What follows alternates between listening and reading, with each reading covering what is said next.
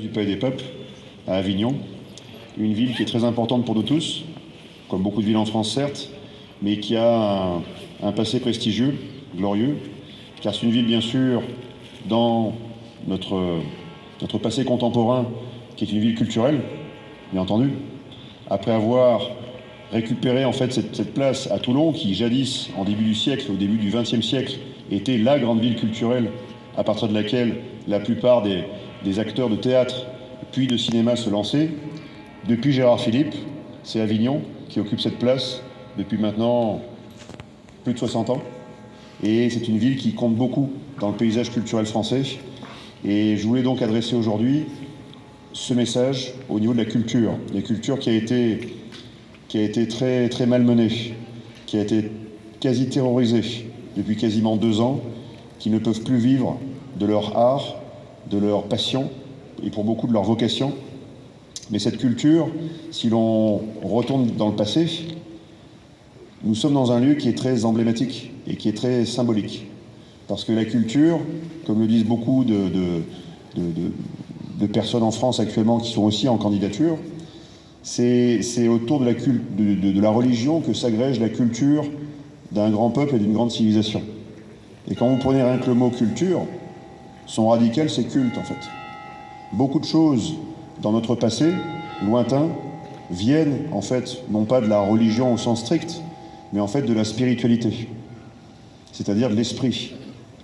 L'esprit qu'on insuffle dans les choses, l'esprit qu'on partage. Quand on parle de quelqu'un qui a de l'esprit, ou qu'il fait de l'esprit, c'est un lien avec ce passé lointain également. L'esprit des choses. Et cet esprit, je voulais en parler, parce que cet esprit, en fait, a été détourné, dévoyé de sa mission première. La mission de l'esprit était d'enchanter la matière, de rendre joyeuse cette matière. C'était le culte, on peut parler de culte, de ce qui est beau, de ce qui est bon, de ce qui est juste.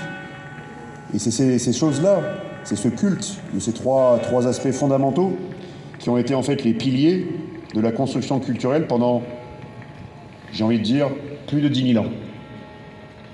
Toutes les civilisations, qu'elles soient égyptiennes disparues, puis grecques, romaines, et plus lointains, les Chinois, comme les Indiens, et nous, Français, nous sommes une grande civilisation, nous avons toujours recherché ce culte de la beauté, ce culte de la belle chose, du bon également, et du juste. Mais j'ai observé, et je pense que ça ne nous a pas échappé non plus, que ce culte a été attaqué. Le culte du beau, du bon et du juste a été attaqué depuis des décennies, pour nous tourner progressivement vers ce qui est laid, vers ce qui est abject, vers le mensonge, vers ce qui nous divise également. Sachez que tout est lié. Vous pensez que la culture n'est pas liée à l'économie, à la politique, à la science, tout est lié. Et d'ailleurs, tous les plus grands scientifiques, tous les plus grands philosophes savaient que tout était lié. On a essayé de délier les choses, les rendre autonomes, les unes par rapport aux autres, alors qu'on fait un même corps. Nous, peuples, faisons un même corps, mais la culture, qui est une facette de notre civilisation, fait aussi corps, avec notre esprit de curiosité, notre esprit de pionnier, d'aventure. Je parlais hier d'économie et d'industrie, tout est lié, vraiment tout.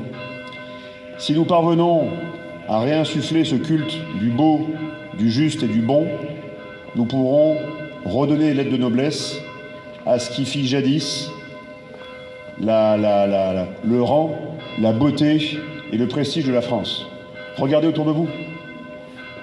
Observez l'intemporalité de ce qui nous a été légué, ce qui a été bâti dans la pierre, mais aussi dans l'esprit, dans les textes, dans les décrets, dans toutes ces choses-là qui baignent aussi notre quotidien actuel de Français.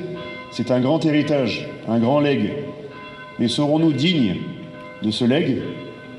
En serons-nous dignes pour déjà le transmettre, l'appréhender, le comprendre et le transmettre, et ensuite également le bâtir ou le rebâtir pour le transmettre à notre tour à tous ceux qui vont nous suivre? c'est-à-dire nos enfants et nos petits-enfants. Nous ne sommes que des héritiers temporaires. Ce que j'entends souvent actuellement, c'est « après moi le déluge ». Mais non. Ça, c'est une pensée qui est très contemporaine, qui n'a peut-être que 30 ou 40 ans. Toutes les générations ont baigné dans la transmission, dans le legs temporaire qu'on devait à notre tour léguer à d'autres. Et ce legs qui passe par l'esprit, bien entendu, il passe par les religions et les spiritualités, bien sûr, mais il passe aussi par la culture. Car la culture, c'est ce qui nous enchante. C'est ce qui nous redonne le sourire, la joie. On parle d'esprit de partage.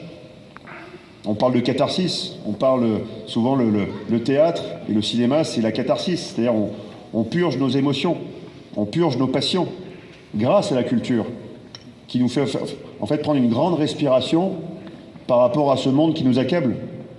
Ce monde d'ailleurs ce n'est plus de l'accablement, c'est une forme de terrorisme intellectuel, un terrorisme moral.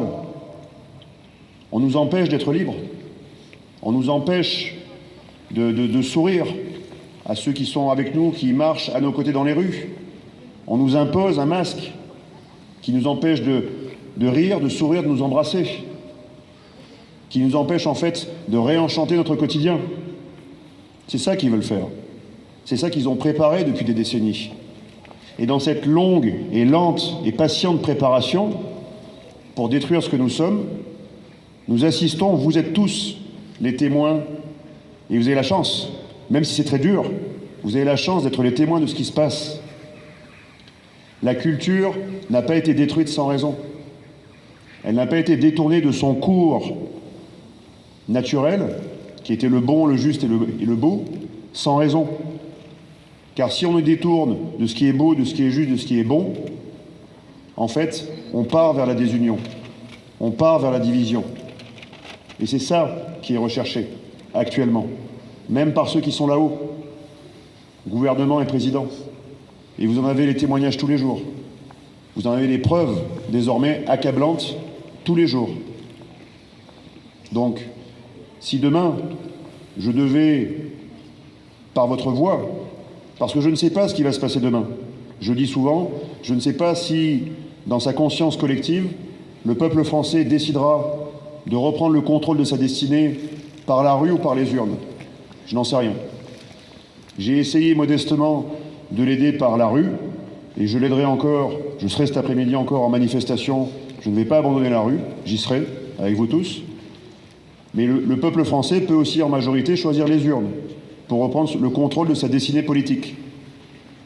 Alors si demain, l'honneur et le privilège m'étaient donnés par ce peuple réuni de pouvoir accéder à une mandature suprême, la mandature suprême, ce serait notamment au niveau culturel pour refonder notre culture, la relancer et la redéfinir sur ces trois piliers fondamentaux qui étaient le beau, le juste et le bon. Ces trois choses-là feront que nous réinscrirons la France et son cours et sa destinée dans cette longue respiration millénaire et culturelle qui nous a précédés. Mais ceci, nous pourrons le faire tous ensemble, et si notamment beaucoup de Français m'accordent leur confiance. En tout cas, je souhaitais vous remercier pour cet accueil chaleureux, et sachez que la culture occupera une place très importante dans le programme et dans mes actions futures. Nous accompagnerons les artistes, les auteurs, les acteurs, toutes ces personnes qui ne sont pas non essentielles, au contraire, elles sont absolument essentielles. Parce que sans eux, la joie disparaît. Sans eux, le rire disparaît. Sans eux, la transmission. Vous savez, souvent on dit souvent que les enfants, comme les adultes, apprennent beaucoup mieux quand ils rient et quand ils jouent. Voilà pourquoi la culture, c'est si important également. Parce que par la culture et la transmission joyeuse et ludique, beaucoup de choses passent avec légèreté, avec fluidité. Et si elles passent avec légèreté et fluidité, sans force, sans contrainte, eh bien ça c'est le gage que les futures générations feront de même. Et nous aurons en fait préserver cet héritage et nous l'aurons transmis. Merci à tous.